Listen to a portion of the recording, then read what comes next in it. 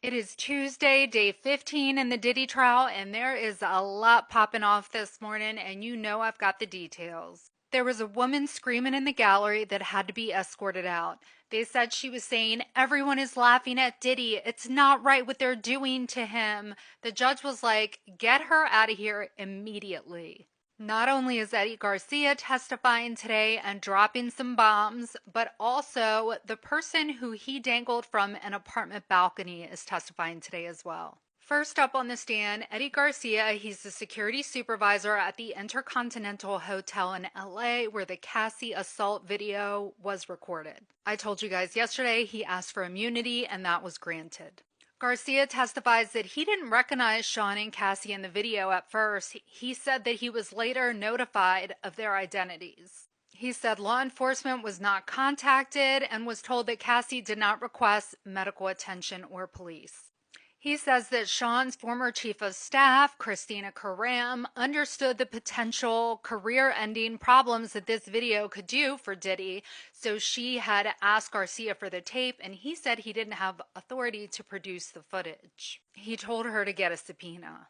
Garcia also mentioned that they had made him nervous because he actually even received a phone call on his personal cell phone from Christina Karam. He told them he didn't have access to the server room where the video is kept, and this is when Sean offered to take care of him for the video. Garcia says he then talked to his boss, who was willing to do it for $50,000. Garcia says at one time he ended up on a FaceTime call with Sean and Cassie. According to Garcia, Cassie said it wasn't a good time for the video to come out and wanted it gone. And as part of the deal, Garcia had to sign an NDA for Diddy. According to the NDA presented in court, there were to be no duplicates, footage, stored, or communications about the incident. They asked him if he read through everything before signing it. Garcia said, "No, I was so nervous."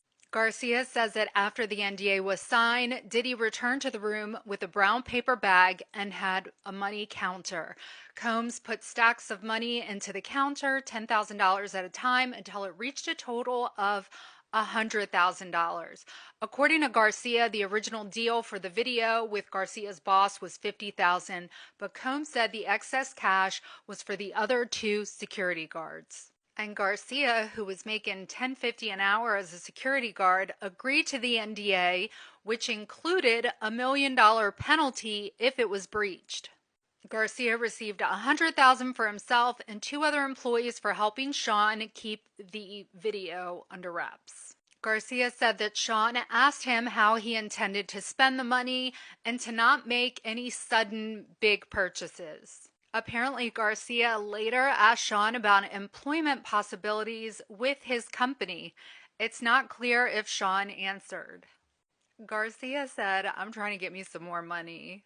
Garcia did admit when police started asking about the incident that he was not truthful with investigators at first.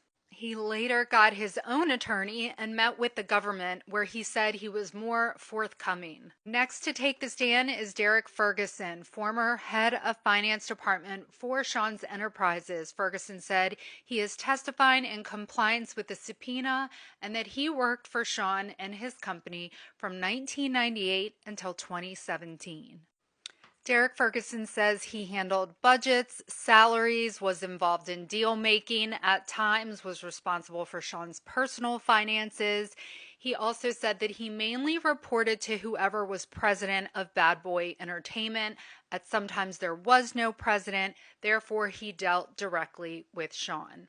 They then have him verify some bank accounts, real estate holdings, credit cards, and other financial records connected to Sean. He was asked about some cash payments, and he said that 20 years ago, cash payments in the industry were normal. As far as security guards carrying cash for him, he says that's not something I paid attention to. At this point, they take a break for lunch. He will be back on the stand after the break, and you know I'll post that recap when court is over today.